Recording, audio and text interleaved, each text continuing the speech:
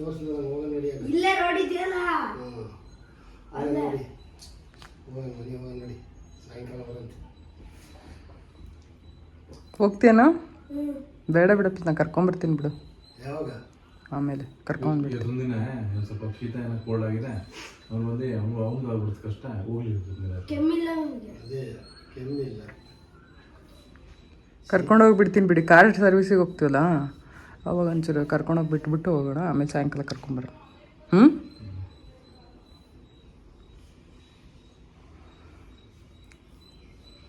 ಮತ್ತೆ ಅವನಿಗೆ ಹುಷಾರಿಲ್ಲ, ಎಳ್ದಾಡ್ ಮಾಡ್ಬಿಡು ಅವನಿಗೆ. ಅದಕ್ಕೆ ನಾನು ನಿನ್ನೆ ಕರ್ಕೊಂಡೋಗಿಲ್ಲ ನಿನ್ನ. ಬೇಡ ಬಿಡು, ಹುಷಾರಿಲ್ಲ ಅವ್ನಿಗೆ ಎಳ್ದಾಡ್ತಾರೆ. ಸುಮ್ಮನೆ ಸುಸ್ತು ಮಾಡ್ತಾನೆ. ಕ್ಲಿಯರ್ ಆಗುತ್ತದೆ. ಹೇಳ್ತಾ ಇದ್ದ ಮತ್ತೆ ಗುಂಡ ಗುಂಡ ಅಂತ, ನಾನು ಹೋದಾಗ್ಲೂ ಗುಂಡ ಗುಂಡ ಗುಂಡ ಅಂತ ಇದ್ದ. ಹಾಂ, ಒಂದು ಕರ್ಕಬಾ ಒಂದು ಕರ್ಕಬಾ. ಇವಾಗ ಏನಕ್ಕೆ ಏನಕ್ಕೆ ನಿನಗೆ ಗೊತ್ತಿಲ್ವಾ? ನಂಗೆ ಗೊತ್ತಿಲ್ಲ. ಅಲ್ಲಿ ಹೋಗಿ ಗೊತ್ತಾಗ. ಏನಕ್ಕೆ ಅಂದರೆ ನೀನು ಅಂದರೆ ಇಷ್ಟ ಅವನಿಗೆ, ಅದಕ್ಕೆ. ಅದೇ ನಾನು ಅಂತ ಏನು ಕೆಲಸ ಮಾಡಿದ್ದೀನಿ. ಏನು ಕೆಲಸ ಮಾಡೋದಿಲ್ಲ, ಆಟ ಆಡ್ತೀಯಲ್ಲೋ. ಈಗ ಹೆಂಗೋ ಇದೆ, ದೀಪ ತಂದು ಹೇಳೋ ಸೆಟ್ಲಿಗೆ ಹಾಕು, ಆಡಕ್ಕೆ ಸರಿ ಆಕೈತಿ. ಈಗ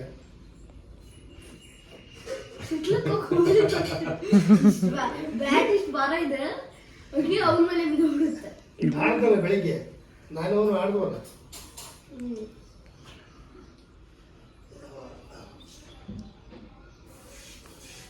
ಏನು ತಿಂಡಿ? ಏನು ಮಾಡಿಲ್ಲ, ನೋಡಿಲ್ಲ. ಹೌದಾ, ಇಲ್ಲೇ ತಿಂದು ಹೋಗಂತೀರಿ? ಏನು ಮಾಡಿಲ್ಲ ಎಷ್ಟೊತ್ತಾದ್ರು. ತಾತ ಎಲ್ಲ ವಿಡಿಯೋ ಮಾಡುತ್ತೆ. ನಮ್ಮ ಅಪ್ಪಾಜಿ ಬ್ಲಾಗರ್ ಆಗಬೇಕಾಗಿತ್ತು ರೀ. ತಪ್ಪಿ ನಾನು ಆಗ್ಬಿಟ್ಟಿದ್ದೀನಿ. ಏನು ಗೊತ್ತಾ, ಈ ಅಕಸ್ಮಾತ್ ವೀಡಿಯೋಸ್ಗಳೆಲ್ಲ ಇರ್ತಾವಲ್ಲ ಜನರಿಗೂ, ಈಗ ಕೆಲವರೆಲ್ಲ ಕಳಿಸ್ತಿರ್ತಾರೆ ನೋಡಿ, ಆ ಥರ ನಮ್ಮ ಅಪ್ಪಾಜಿ ಎಲ್ಲಂದ್ರೆ ಅಲ್ಲಿ ವೀಡಿಯೋ ಬೇಕಾದ್ರೆ ಮಾಡತ್ತಾರೆ. ಆ ಥರ ಒಂದು ಇದಿದೆ, ಟ್ಯಾಲೆಂಟ್ ಗೊತ್ತಾ. ನಾ ಅದರಿಂದನೇ ಬ್ಲಡ್ಡಲ್ಲೇ ಬಂದ್ಬಿಟ್ಟಿದೆ ಅನಿಸುತ್ತೆ ನನಗೆ. ಏನಕ್ಕೆ? ನಾವೇ ಹೋಗ್ತೀವಲ್ಲ. ಯಾರು? ತಪನ್ ಕುಮಾರ್. ಅಲ್ಲೋದು ಭೇಟಿ ಆಗ್ತೀನಿ. ಭಾರಿ ಪರಿಚಯ. ನಮಸ್ಕಾರ ಕಣ ಅಂತ ಈಗಲೂ ಅಷ್ಟೇ. ಇವತ್ತು ನಮ್ಮ ಮನೆಗೆ ನಮ್ಮ ಅಪ್ಪಾಜಿ ಬಂದಿದ್ದಾರೆ. ನಮ್ಮ ಅಪ್ಪಾಜಿ ಬಂದು ಅನಿಲ್ಗೆ ಕಾಲು ತೊಗೊಂಬಂದರು. ಅಂದರೆ ಕುರಿದು ಕಾಲು ಸೊಪ್ಪು ಮಾಡಬೇಕಲ್ವ, ಡೈಲಿ ರೆಗ್ಯುಲರಾಗಿ ಅನಿಲ್ಗೆ ಮಾಡಿಕೊಡ್ತಾಯಿದ್ದೀನಿ. ಸೊ ಹಾಗಾಗಿ ಕಾಲು ತೊಗೊಂಡು ಬಂದಿದ್ರು ನಮ್ಮ ಅಪ್ಪಾಜಿ ಇವತ್ತು ಬೆಳಗ್ಗಿನ. ಸೊ ಬ್ರೇಕ್ಫಾಸ್ಟ್ಗೆ ನಮ್ಮ ಅಪ್ಪಾಜಿಗೂ ಕೂಡ ಸೇರಿಸ್ಬಿಟ್ಟು ಅಕ್ಕಿ ರೊಟ್ಟಿ ಮಾಡ್ತಾಯಿದ್ದೀನಿ. ಅಪ್ಪಾಜಿಗೆ ಅಕ್ಕಿ ರೊಟ್ಟಿ ಇಷ್ಟ ಅಂತ ಅಕ್ಕಿ ರೊಟ್ಟಿ ಮಾಡ್ತಾಯಿದ್ದೆ ಇವತ್ತು. ನಾನು ಅಂದ್ಕೊಂಡಿದ್ದೆ ಮಸಾಲೆ ಅಕ್ಕಿ ರೊಟ್ಟಿ ಮಾಡೋಣ ಅಂಥೇಳಿ. ಆದರೆ ನಮ್ಮ ಅಪ್ಪಾಜಿಗೆ ಈ ಥರ ಪ್ಲೇನ್ ಅಕ್ಕಿ ರೊಟ್ಟಿ, ನಮ್ಮ ಸ್ಟೈಲ್ ಅಂತ ಅಂದರೆ ನಮ್ಮ ಮಲೆನಾಡು ಸ್ಟೈಲು ಅಕ್ಕಿ ರೊಟ್ಟಿ ಇಷ್ಟ ಆಗುತ್ತೆ.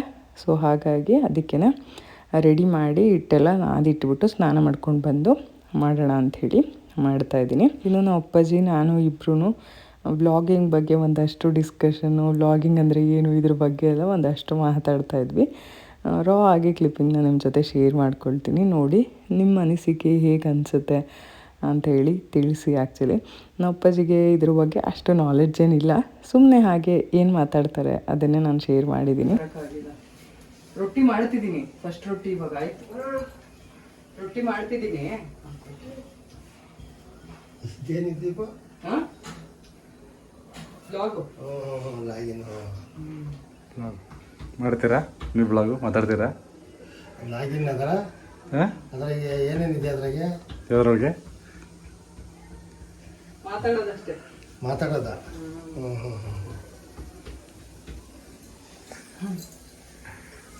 ಇನ್ನೂವರೆಗೂ ನಾನು ಬ್ಲಾಗ್ ಮಾಡಿರೋದು ಅದ್ರ ಬಗ್ಗೆ ಅಷ್ಟು ನಾಲೆಡ್ಜ್ ಇಲ್ಲ ನೋಡಿ. ಎಲ್ಲ ಯಾರಿಗೂ ನಮ್ಮ ಮನೇಲಿ ನಾನು ಇಷ್ಟು ವರ್ಷದಿಂದ ಬ್ಲಾಗ್ ಮಾಡ್ತಾ ಇದ್ದೀನಿ. ಆದ್ರೂ ನಮ್ಮ ಅಮ್ಮನ ಅಪ್ಪಾಜಿಗೆ ಆದ್ರೆ ನೋಡ್ತಾರೆ ನಾನು ಮಾಡಿರೋದನ್ನ, ಯಾಕೆ ಮಾಡಿಲ್ಲ ಏನು ಅಂತ ಎಲ್ಲ, ಯಾಕೆ ಮಾಡಿಲ್ಲ ಏನು ಅಂತೆಲ್ಲ ಕೇಳ್ತಾರೆ. ಆದ್ರೆ ಅದು ಹೆಂಗೋ ಮಾಡೋದು ಏನು ಅದೆಲ್ಲ ಏನು ಗೊತ್ತಿಲ್ಲ.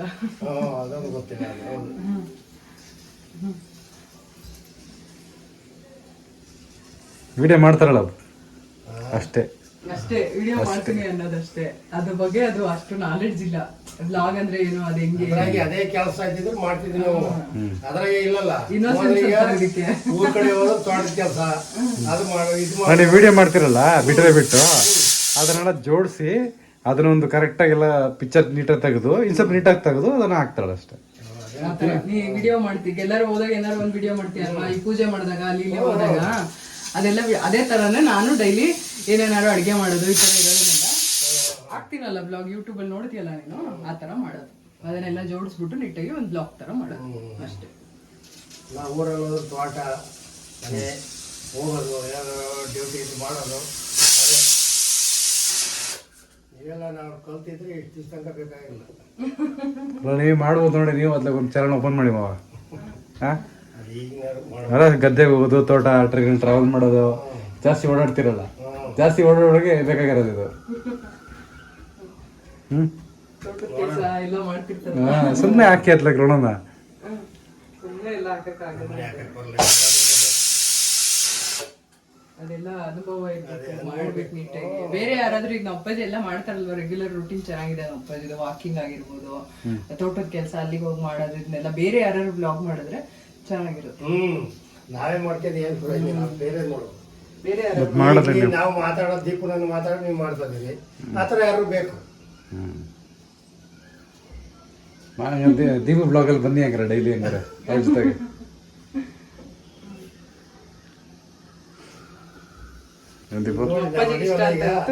ಈಗ ಎದಿತ್ತಲ್ಲ ಇದು ಚೆನ್ನಾಗಿ ಹೊಡ್ತು ನೋಡ್ರಿ, ಇವತ್ತು ಮಾಡಿದಿರಲ್ಲ ಚೆನ್ನಾಗಿ ಹೊಡ್ತು ನೋಡ್ರಿ. ಏನ್ ಮಾವ ಇನ್ನೂ ಜಾಸ್ತಿ ನೋಡ್ರಿ ಅಂತ ಹೇಳಪ್ಪಜಿ, ಎಲ್ಲರೂ ನೋಡ್ರಿ ಅಂತ ಹೇಳಿ, ಎಲ್ಲ ಹೇಳಿ, ನೋಡ್ರಿ, ಸಪೋರ್ಟ್ ಮಾಡ್ರಿ ನಮ್ಮ ಮಗಳಿಗೆ ಅಂತ. ನೀನೇ ಹೇಳು. ನೀನ್ ಹೇಳು ಹೇಳು, ಯಾಕೆ ನಾಚ್ಕೊಂತೀಯಾ? ಹೇಳು. ಇಲ್ಲಿವರೆಗೂ ಅದು ಇಲ್ಲ, ನೆಕ್ಸ್ಟ್ ಬಂದ ನೋಡೋಣ ಬರ್ತೀವಲ್ಲ ಬಂದಾಗ ನೋಡಿ. ನಮ್ಮ ಅಪ್ಪಾಜಿ ಹೇಳಕ್ಕೆ ನಾಚ್ಕೊಂತ ಇದಾರೆ, ನೋಡ್ರಿ ನಮ್ಮ ಮಗಳಿಗೆ ಸಪೋರ್ಟ್ ಮಾಡ್ರಿ ಅಂತ. ವಿಡಿಯೋ ಎಲ್ಲ ಹಂಗಿದೆ, ಎಲ್ರಿಗೂ ಇದಾಗುತ್ತೆ.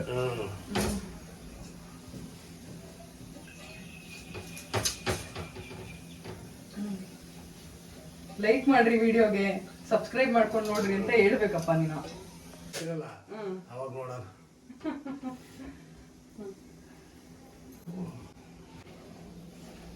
ಇವತ್ತಿ ಲಾಸ್ಟ್ ಮುಗೀತಿ, ಈಗ ಕಳಿಸ್ ಬೇರೆ ಕಳಿಸ್ತೀವಿ ನೋಡೋಣ. ನಾನು ಕಳಿಸಿರಿದ್ದ ನಾನೊಂದು 25 ಮಾಡ್ಬೋದಾಗಿಲ್ಲ, ಒಂದು 25 ಕಳಿಸ್ತೀವಿ.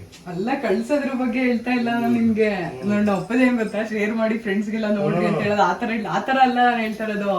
ನಾನ್ ಹೇಳ್ತಾ ಇರೋದು, ಈಗ ವಿಡಿಯೋ ನೋಡ್ತಾ ಇರ್ತಾರೆ ಅವ್ರಿಗೆ ನೀನ್ ಹೇಳು ನಮ್ಮ ಮಗಳಿಗೆ ಸಪೋರ್ಟ್ ಮಾಡ್ರಿ ನೋಡ್ರಿ ಅಂತ ಹೇಳಿ, ಆತರ ಹೇಳ್ತಿರೋದು ನಾನು. ಗೊತ್ತಾಯ್ತಾ? ಹೇಳಿ, ಪರವಾಗಿಲ್ಲ. ಇಲ್ಲ ಇಲ್ಲ, ಈಗ ಬೇಡ.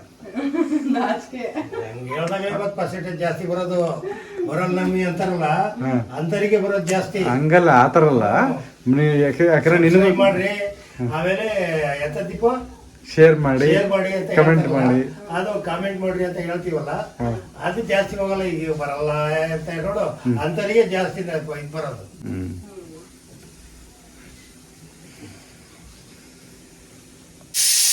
ಹಾಕೊಡ್ಲಾ ರೊಟ್ಟಿ? ಆಲ್ರೆಡಿ ಟೈಮ್ ಆಗ್ಬಿಡ್ತೇನೋ ನಿಮ್ಗೆ, ತಿನ್ನೋ ಟೈಮು. ಅಲ್ಲಿ ಲೇಟ್ ಅಲ್ಲಿ ಬೇಗ ಮಾಡ್ತಾರೆ ಏಲಕ್ಕಿ ರೊಟ್ಟಿ.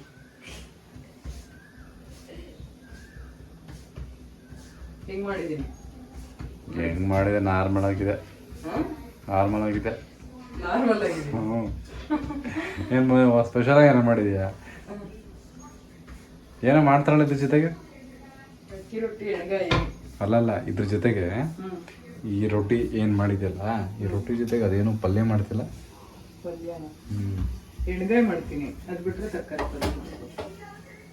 ಇನ್ನೇನು ಮಾಡ್ತೀನಿ?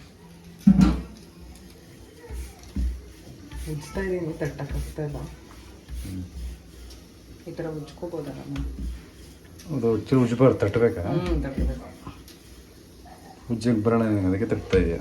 ಅರ್ಧ ತಟ್ಕೊಂಡು ಅರ್ಧ ಮುಚ್ಚೋದು, ಈ ಥರ ಮಾಡ್ತೀನಿ.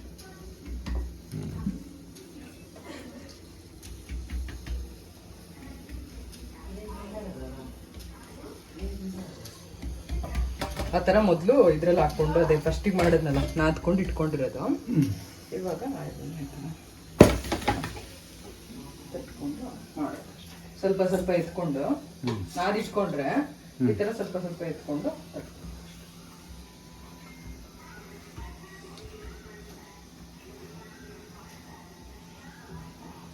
ಚೆನ್ನಾಗಿದೆ. ಕೃಷ್ಣ, ನೀನ್ ತಿಂತೀಯಾ? ನೀನ್ ತಿನ್ನು, ತಗೋ. ಏನಾದ್ರು ಕೇಳ್ತಾ ಇದ್ದಲ್ಲ. ಬೇಕು ಅಂತ. ಕಾಲ್ ಸೊಪ್ಪು ಕುಡ್ದಿಗಿಂತ ಕಾಲು ಸೂಪ್ ಕುಡಿದ್ಮೇಲೆ ತಿಂತೀಯ?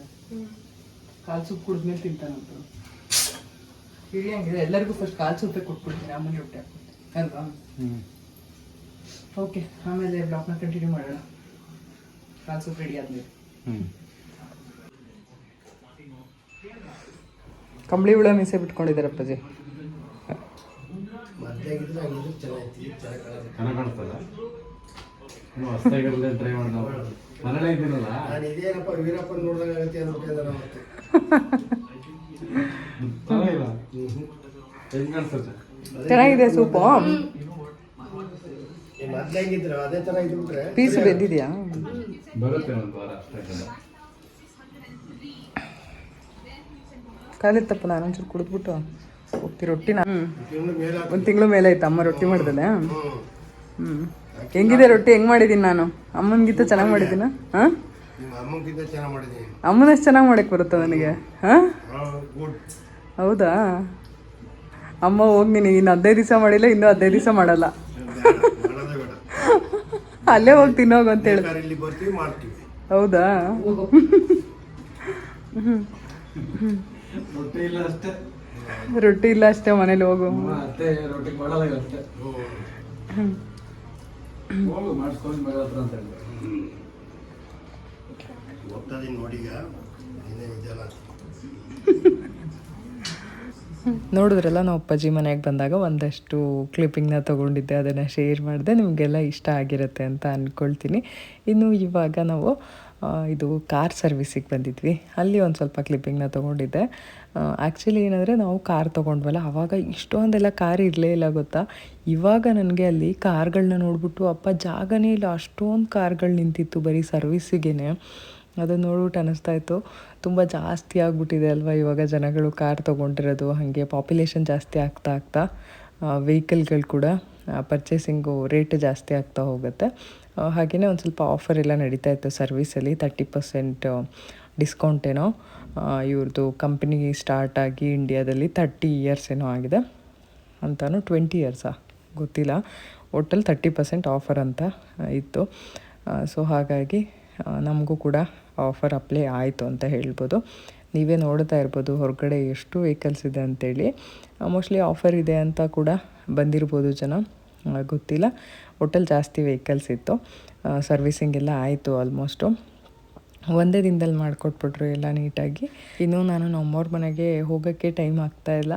ಅನಿಲ್ ಮನೆಯಲ್ಲೇ ಇರೋದ್ರಿಂದ ನಾನು ಹೊರಗಡೆ ಹೋಗೋದು ಕಮ್ಮಿ ಆಗಿದೆ ಅಲ್ವಾ, ಅದಕ್ಕೆ ನಮ್ಮವ್ರ ಮನೆಗೆ ಕೂಡ ಹೋಗಿರಲಿಲ್ಲ. ಸೊ ಒಂದು ಸ್ವಲ್ಪ ಹೊತ್ತು ಹೋಗಿ ಬರೋಣ, ಪಾಪನ ನೋಡಿಕೊಂಡು ಮಾತಾಡಿಸ್ಕೊಂಡು ನಮ್ಮ ಪಾರ್ಥನ ಕೂಡ ನೋಡಿಕೊಂಡು ಬರೋಣ ಅಂಥೇಳಿ ಹೋಗಿದ್ದೆ. ಹಾಗೆ ಪಾಪಗೆ ಬಟ್ಟೆ ಎಲ್ಲ ತೊಗೊಂಡಿದ್ನಲ್ಲ, ಅದೆಲ್ಲ ಕೊಟ್ಬಿಟ್ಟು ಬಂದೆ. ಹಾಗೆ ನಮ್ಮ ಪಾರ್ಥಂಗೂ ಅವನು ಅವತ್ತಿಂದ ಬ್ಯಾಟು ಅಂತ ಕೇಳ್ತಾ ಇದ್ದ, ಈ ಥರದ್ದು ಚಿಕ್ಕ ಬ್ಯಾಟು ಅಂಥೇಳಿ.